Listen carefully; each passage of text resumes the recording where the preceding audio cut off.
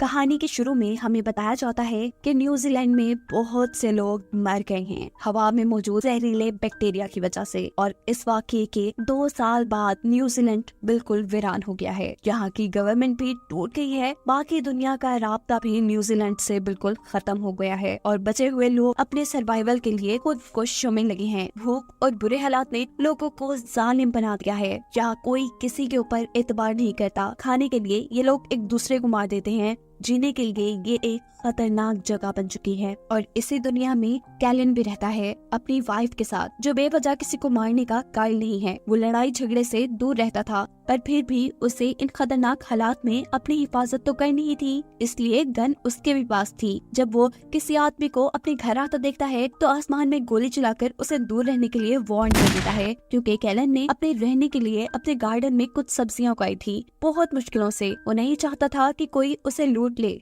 अगले दिन 2 लोग भी लूट के मकसद से जब उसके घर के करीब आते हैं तो कैलन उनको भी गन दिखाकर वहाँ से भगा देता है, पर मारता नहीं है। ये एक रूटीन बन चुकी थी, कोई न कोई उनका घर या खाना लूटने के लिए आता रहता था, लेकिन कैलन ने आज तक किसी को नहीं मारा था। एक दिन उसकी वाइफ जब गार्डन में काम कर रही होती है तो उसकी टांग के ऊपर एक लोहे से कट लग जाता है, जिसके बारे में वो कैलन को कुछ नहीं बताती। रात होने पर वो दर्द से चिल्लाने लगती है। उसका जख्म बहुत बढ़ चुका था। थोड़ी सी ही देर में वो जख्म एक इन्फेक्शन की शक्ल ले चुका था। कैलन की वाइफ दर्द से बेहोश हो जाती है। सुबह होने पर कैलन अपनी वाइफ के जख्म के बारे में स्टडी करता है और उसे पता चलता है कि सालों पहले जिन बैक्टीरिया की वजह से यहाँ के लोग मरे थे, वो बैक्टीरिया अभी भी हवा के अंदर थे और इन बैक्टीरिया से इन्फेक्टेड होने का चांस उन लोगों को ज्यादा था जिनको कहीं कट लग जाता। जब ये बात कैलन अपनी वाइफ को बताता है तो वो बहुत ज्यादा दुखी हो जाती है। उसके इलाज के लिए उन्हें अब एक खास दवाई चाहिए थी जो उनके पास नहीं थी। ये लेने के लिए कैलन अब यहाँ से बाहर जाने का डिसाइड करता है और अपनी वाइफ को एक गन देकर जाता है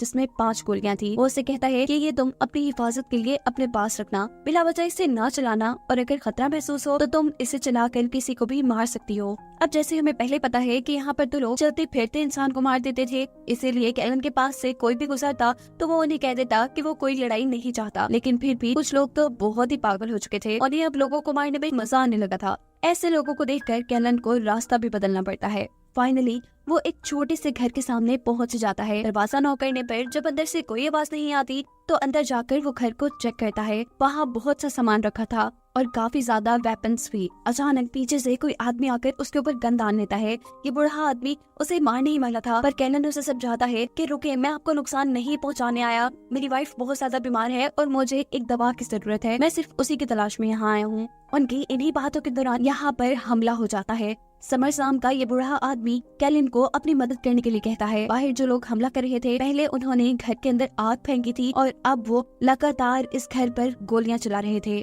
समर बहुत ही बहादुरी से इन सभी लोगों का अकेले मुकाबला करते हुए कैलन से कहता है कि जल्दी से तुम आग बुझाओ। हमला करने वाले लोग कुछ ही देर में वहाँ से चले जाते हैं और समर्स अब कैलन से कहता है कि मैंने यहाँ पर अपने काफी दुश्मन बना लिए हैं, तुम एक हफ्ता मेरे साथ रुको, इन लोगों का मुकाबला करने में मेरी मदद करो और तुम जो दवाई चाहते हो वो मैं तुम्हें दे दूंगा, वो मेरे पास है। कैलन, जो कि ये बात जानता था कि दवाई उसे कहीं और जाकर आसानी से नहीं मिलेगी, उसे ना चाहते हुए भी समर की बात माननी पड़ती है।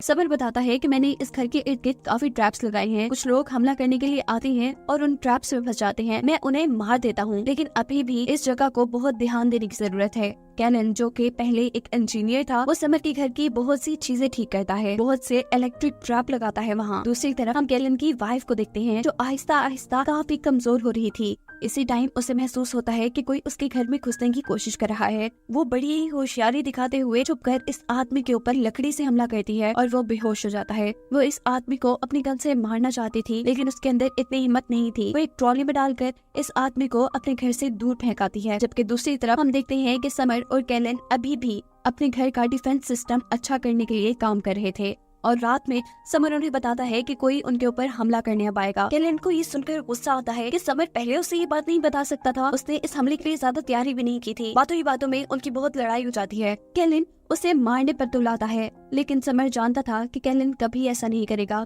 क्योंकि उसे लड़ाई पसंद नहीं थी। शायद इस रात उनके ऊपर कोई हमला भी नहीं करता और सुबह होने पर जब ये शिकार को जाते हैं तो यहाँ बहुत से लोग उनके साथ लड़ पड़ते हैं। कैलन बेचारा इन लोगों से बहुत मार खा चुका था। इससे पहले कि ये लोग कैलन को मार देते, समर इन दोनों ही आदमियों को गोली मारकर खत्म कर देता है और कैलन से कहता है, क्या तुम बेवकूफ हो? क्या तुम्हें गोली नहीं मार सकते थे? इन्हें हर जगह इतनी अच्छाई भी अच्छी नहीं होती। घर आने पर ड्रोन से इनके घर पर हमला हो चुका था। समर और कैलन दोनों ही इन ड्रोन्स को शूट करके तबाह कर देते हैं। इन ड्रोन्स के तबाह होने पर हमला करने वाले लोग दोबारा हमला नहीं करते और चुपचाप वहाँ से चले जाते हैं। फिर सीन कट होकर अब हमें कैलन की वाइफ को दिखाया जाता है, जिसे अचानक फील हुआ था कि कोई उसके घर पर घुसकर छुप गया है। जब वो चेक करती है तो वहाँ एक छोटी बच्ची थी, उसकी फ्रेंड की बेटी, जिसकी फैमिली अब मर चुकी थी और मरने से पहले इस बच्चे की मॉम ने उसे कैलन की वाइफ के घर का बताया था, इसीलिए वो यहाँ आ गई थी। कैलन की वाइफ उसे घर पर रख लेती है, उसे खाना देती है और प्यार भी, क्योंकि कैलन की वाइफ कभी माँ नहीं बन सकती थी, इसलिए उसने इस बच्चे को हमेशा अपने पास रखने का फैसला कर लिया था।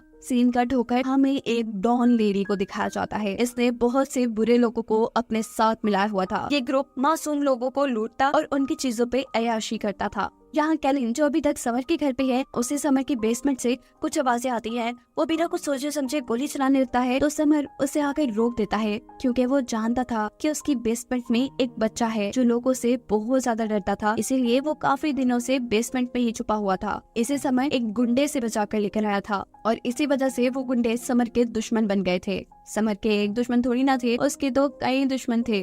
कैलन की वाइफ जो अपने घर पे अब उस छोटी बच्ची के साथ रहती थी, उसके घर पर दोबारा वही बूढ़ा आदमी आ जाता है जिसे एक मर्तबा पहले भी उसने बेहोश करके घर से बाहर फेंका था। वो इस मर्तबा भी उसके ऊपर हमला करके उसे घर से बाहर फेंकाती है। वो उसे मारना चाहती थी लेकिन ऐसा नहीं कर पाती। तब वो आदमी कहता है कि तुम मुझे मार ही दो, यही बेहतर है, नहीं तो मैं बार बार आता रहूंगा। इसी रात कोई समर्स के घर पर भी हमला कर देता है। हमला करने वाला वही आदमी था जिसके बारे में आज समर ने कैलन को बताया था, जिससे वो एक बच्चे को छुड़ा कर लाया था। हमला करने वाले दुश्मन ये जानते थे कि आसपास बहुत से ट्रैप्स लगे हैं, इसीलिए वो एक टैंक समर्स के घर के पास भेजते हैं, जो टैंक बुरी तरह उनके घर के ऊपर बमबारी कर रहा था। समर और कैलन अपने साथ साथ इस घर को भी बचाने में लगे हुए थे और तभी मौका पाते ही समर्स का दुश्मन बेसमेंट के अंदर घुस जाता है, जहाँ उसे वो बच्चा भी मिल गया था। वो इस बच्चे के मुंह पे पट्टी बांध देता है और इसके हाथ भी बांध देता है और फिर एक खुफिया रास्ते से घर के अंदर आता है, जहाँ पर समर और कैलन दोनों ही थे। वो समर को गोली मारकर जख्मी कर चुका था और इससे पहले कि वो कैलन को भी मारता, कैलन और वो आदमी एक दूसरे को ही देखकर शॉक हो जाते हैं। हमें पता चला है कि कैलन इस बुरे आदमी का बेटा है। ये बुरा आदमी कैलन को भी अपने ही जैसा गुंडा बनाना चाहता था, लेकिन जब कैलन ने अमन की जिंदगी चुनी तो इस आदमी ने अपने बेटे यानी कैलन को छोड़ दिया और जिस बच्चे के पीछे वो पड़ा था, कैलन के डैड अब उसे अपना बेटा बनाना चाहते थे। ना सिर्फ ये, बल्कि वो तो उसे बिल्कुल अपने जैसा गुंडा भी बनाना चाहते थे। ये बुरा आदमी यानी कैलन के डैड अपने साथियों को यहाँ से लेकर चले जाते हैं और अब सुबह हो जाती है। कैलन को समर्स के घर आए पूरा हफ्ता गुजर चुका था। वादे के मुताबिक अब कैलन को दवाई भी मिल जानी चाहिए थी। समर अपना वादा नहीं तोड़ता, उसे दवाई भी दे देता है और उससे कहता है कि तुम इस बच्चे को अपने साथ अपने घर ले जाओ, वो यहाँ पे बिल्कुल सेफ नहीं है। कैलन समर्स को छोड़कर नहीं जाना चाहता था। वो जानता था कि समर को उसकी जरूरत है, वो जख्मी है, लेकिन समर कहता है मेरी छोड़ो, तुम जाओ और जाकर अपनी वाइफ को बचाओ, ये एक छोटी सी चोट है। कैलन जैसे ही घर पहुँचता है तो छोटी बच्ची जो उसकी वाइफ के साथ रह रही थी वो इनके ऊपर गोली चला देती है, लेकिन शुक्र है कि उसका निशाना पक्का नहीं था। कैलन बहुत मुश्किल से उसे शांत करता है और फौरन अपनी बहुत ज्यादा बीमार वाइफ के पास जाकर उसे इंजेक्शन लगा देता है। उसकी हालत इतनी बुरी थी कि कैलन को लग रहा था कि वो बिल्कुल मर चुकी है, पर उसकी अच्छी किस्मत दवाई के असर करने पे जल्द ही वो होश में आ जाती है। लंच के टेबल पर ये लोग बातें करते हैं। कैलन अपनी वाइफ को अपने साथ लाए बच्चे से मिलाता है, जबकि कैलन की वाइफ उसे अपने घर पर मौजूद एक बच्ची से। ये दोनों वैसे भी बच्चे चाहते थे और अब इनकी फैमिली कंप्लीट हो चुकी थी, लेकिन कैलन अभी भी थोड़ा उदास था क्योंकि वो जानता था कि समर्स को उसकी जरूरत है। वो जख्मी है और जरूर उसके दुश्मन उस पे हमला करने आएंगे। वो उसकी मदद के लिए वहाँ जाता है और इस मर्तबा समर्स की अपनी बेटी अपने गुंडों के साथ उसके ऊपर हमला करने के लिए आती है। ये लड़की और कोई नहीं बल्कि मूवी में पहले दिखाई जाने वाली डॉन लेडी ही है।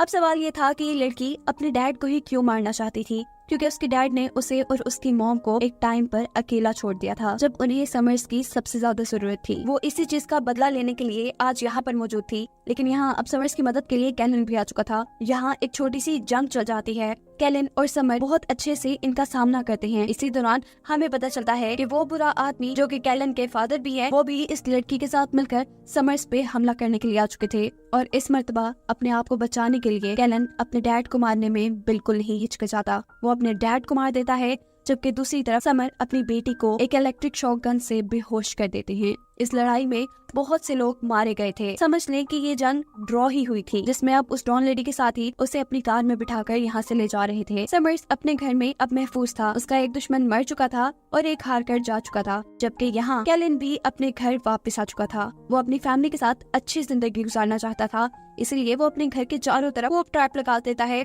ताकि कोई उनके घर तक ना आ सके। जिसके बाद कैलन की फैमिली को खुश दिखाते हुए ये कहानी यहाँ खत्म हो जाती है।